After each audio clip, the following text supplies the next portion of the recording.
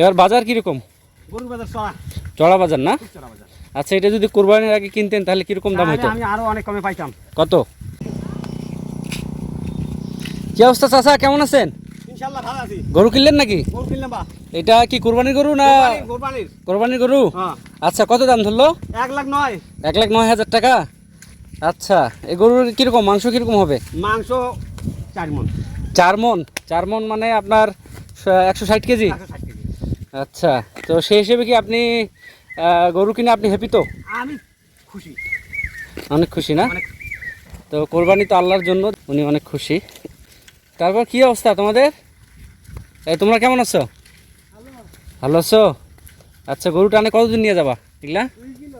2 kilo যাইতে পারবে এই গরু? আচ্ছা, তো গরুকে ঠেলে ঠেলে নিয়ে যাওয়ার লাগতেছে। একটু কষ্ট হবে না, এই তো ছায়ার গরু। এবার বাজার কিরকম? গরুর বাজার চড়া। চড়া বাজার না? খুব চড়া বাজার।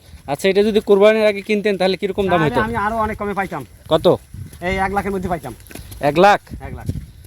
আচ্ছা, তাহলে আপনাকে 9,000 টাকা বেশি দিয়ে কিনতে হলো। হ্যাঁ, বেশি লাগবে। আচ্ছা, যাক, বিষয়টা হচ্ছে সেটা না, কোরবানির গরু, শখের গরু, আল্লাহর জন্য কোরবানি, এখন পছন্দ হয়েছে নিয়ে নিছেন, তাই না? পছন্দের জন্য নিয়েছি। আচ্ছা, যাক, ঠিক আছে, যাও তাহলে। হ্যাঁ।